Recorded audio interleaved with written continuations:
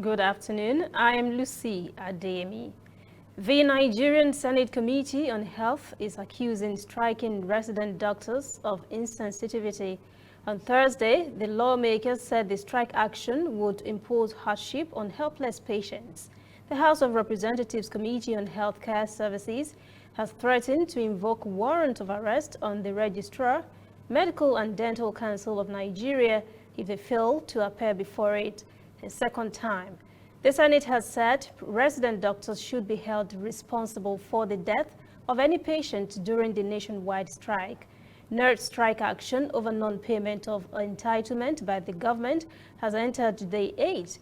The doctors are demanding the payment of hazard allowance during the coronavirus pandemic, some salaries and other monies that were owed them.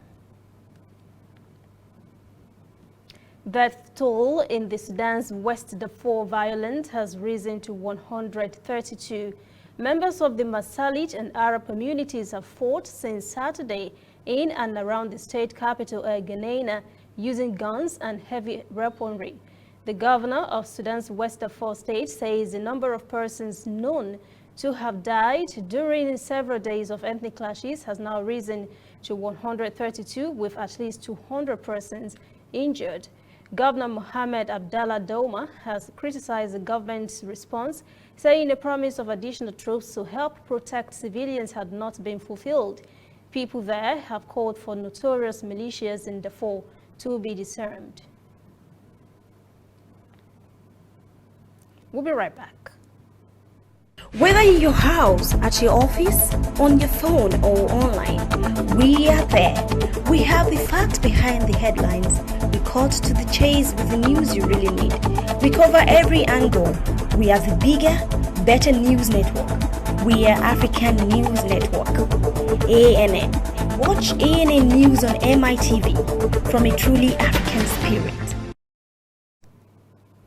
The African Union says it has dropped plans to secure coronavirus vaccines from the Serum Institute of India because of supply concerns and is instead exploring options with the U.S. drug maker Johnson & Johnson.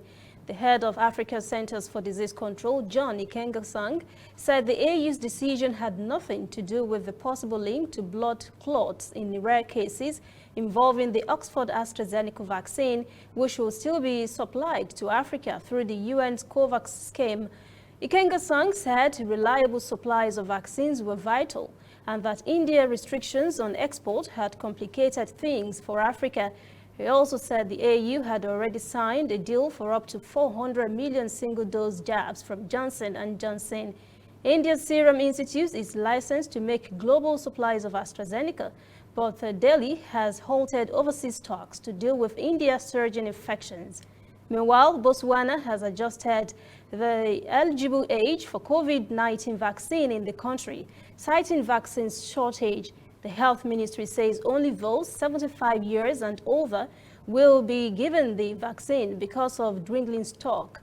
Health Ministry Director Malebogo Kababonye was quoted by local media as saying young persons were advantaged because of online booking, but now priority will be given to elderly. That is ANN News Brief at 1. For details on these and other breaking stories, visit our website, annafrica.news. Conversation continues on our social media platforms, Twitter, Instagram, and Facebook at ANN Africa TV. I am Lucy Adeyemi.